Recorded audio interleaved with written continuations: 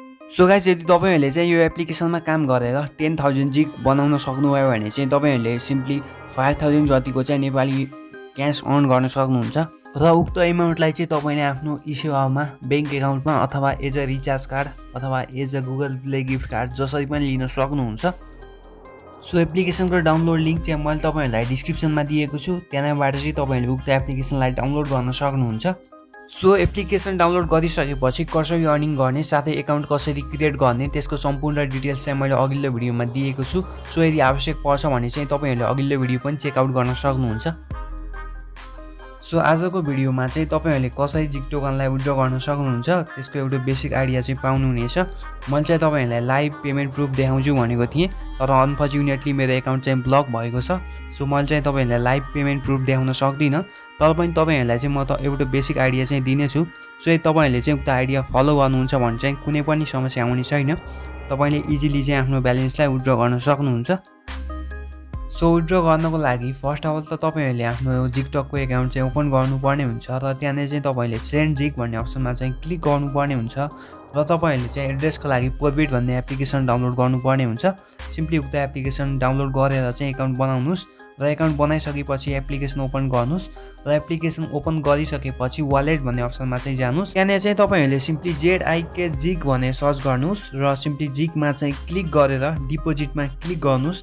त्यसपछि चाहिँ तपाईहरुले सिम्पली डिपोजिट एड्रेस जुन छ त्यसलाई चाहिँ कपी गर्नुस्। डिपोजिट एड्रेस कपी गरिसकेपछि फेरि जिगटक एप्लिकेसनमा चाहिँ ब्याक आउनुस् र यहाँनिर चाहिँ तपाईहरुले सिम्पली उक्त एड्रेसलाई चाहिँ पेस्ट गरिदिनुस्। सो अब यति गरिसकेपछि तपाईहरुले सिम्पली ओके भन्ने अप्सनमा चाहिँ क्लिक गर्नुपर्ने हुन्छ र यहाँ चाहिँ तपाईहरुले कति एमाउन्ट ट्रान्सफर गर्ने हो त्यो चाहिँ इन्सर्ट गर्नुपर्ने हुन्छ र यहाँ चाहिँ मिनिमम एमाउन्ट चाहिँ हाम्रो 10000 जिग रहेको छ।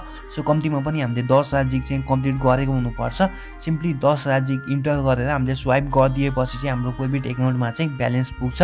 सो सिम्पली तपाईहरुले चाहिँ 10000 इन्टर गर्नुस् र स्वाइप गरिदिनुस्। त्यति गरिसकेपछि तपाईको पोरबिट एकाउन्टमा चाहिँ इन्स्ट्यान्टली ब्यालेन्स ट्रान्सफर भइहाल्छ। सो यति गरिसकेपछि अब तपाईहरुले सिम्पली पोरबिट एकाउन्ट चाहिँ ओपन गर्न सक्नुहुन्छ। त्यहाँनिर चाहिँ तपाईले यदि वालेटमा चेक गर्नुहुन्छ भने चाहिँ तपाईको पोरबिट ब्यालेन्स चाहिँ रिसिभ भइसकेको हुनेछ। सो यहाँनिर चाहिँ मसँग ब्यालेन्स थिएन, सो मैले चाहिँ सेन्ड गरेको छैन, त्यसकारण रिसिभ भइरहेको छैन। सो ब्यालेन्स रिसिभ भइसकेपछि तपाईहरु चाहिँ सिम्पली एक्सचेन्जमा जानु होला र त्यहाँनिर चाहिँ तपाईहरुले सिम्पली ZIK जिग भनेर सर्च गर्नुस् र तपाईहरुले चाहिँ त्यही फर्स्ट अप्सनमा चाहिँ क्लिक गर्नुस् र त्यहाँनिर चाहिँ तपाईहरुले सिम्पली सेलमा चाहिँ क्लिक गर्नुस् र 100% मा क्लिक गरेर तलपट्टि सेल जिग भन्ने अप्सन छ त्यसमा क्लिक गरिदिनुस्। यदि गर्नुभयो भने चाहिँ तपाईको जिग टोकन जति पनि छ त्यो चाहिँ USD मा चाहिँ कन्भर्ट हुन्छ। सो साथीहरु अब चाहिँ हामीले सिम्पली USDT लाई चाहिँ TRX मा कन्भर्ट गर्नुपर्ने हुन्छ। सो सिम्पली TRX भनेर सर्च गरेर फर्स्टको अप्सनमा क्लिक गर्नुस्। त्यसपछि चाहिँ तपाईहरुले सिम्पली बाईमा क्लिक गरेर 100% सिलेक्ट गरिदिनुस् र 100% सिलेक्ट गरिसकेपछि बाई TRX भन्ने अप्सनमा चाहिँ क्लिक गरिदिनुस्। यदि गर्नुभयो भने चाहिँ तपाईको सम्पूर्ण USDT डलर जुन छ त्यो चाहिँ TRX मा कन्भर्ट हुनेछ। सो अब चाहिँ यदि तपाईहरुले चाहिँ आफ्नो वालेटमा हेर्नुहुन्छ भने त्यहाँ चाहिँ TRX मा चाहिँ के एमाउन्ट तपाईले देख्न सक्नुहुन्छ। उक्त एमाउन्टमा चाहिँ तपाईले क्लिक गर्नुपर्ने हुन्छ र सिम्पली विथड्रल भन्ने अप्सनमा क्लिक गर्नुपर्ने हुन्छ र त्यहाँनिर चाहिँ तपाईलाई एड्रेस माग्छ। सो एड्रेसको लागि चाहिँ तपाईहरुले सिम्पली एउटा बाइनेन्स एकाउन्ट क्रिएट गर्नुपर्ने हुन्छ। सो बाइनेन्स एप्लिकेसनको डाउनलोड लिंक चाहिँ म तपाईहरुलाई डिस्क्रिप्सनमा दिनेछु। सो सिम्पली तपाईहरुले चाहिँ त्यो एप्लिकेसनलाई डाउनलोड गरेर एकाउन्ट क्रिएट गर्न सक्नुहुन्छ र एकाउन्ट क्रिएट गरिसकेपछि सिम्पली स्पट भन्ने अप्सनमा जानुस् र त्यहाँनिर चाहिँ तपाईहरुले चाहिँ सिम्पली TRX सर्च गर्नुस्।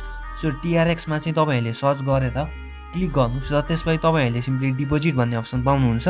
उक्त अप्सनमा चाहिँ क्लिक गर्नुस् र डिपोजिटमा क्लिक गरिसकेपछि चाहिँ तपाईहरुले विथड्रल डिपोजिट एड्रेस पाउनुहुन्छ। सो त्यो एड्रेसलाई चाहिँ कपी गर्नुस्।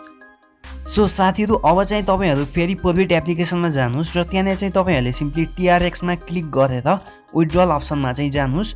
त्यसपछि चाहिँ अघि कपी गरेको एड्रेस जुन छ त्यसलाई चाहिँ पेस्ट गरिदिनुस् र सिम्पली कति एमाउन्ट विथड्र गर्ने हो त्यो चाहिँ सिलेक्ट गर्नुस्। यदि गर्नुभयो भने चाहिँ तपाईको एमाउन्ट जति पनि छ त्यो बाइनेन्स वालेटमा जानेछ। सो बाइनेन्स वालेटमा गइसकेपछि चाहिँ तपाईले त्यसलाई ट्रेड गर्न मिल्छ।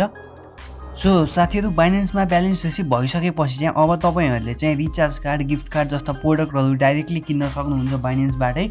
साथै यदि तपाईले चाहिँ esewa अथवा बैंकमा लिन चाहनुहुन्छ भने पनि पेयरको थ्रु लिने हो। सो तपाईले चाहिँ पेयरमा पनि यहाँबाट डाइरेक्टली ट्रान्सफर गर्न सक्नुहुन्छ।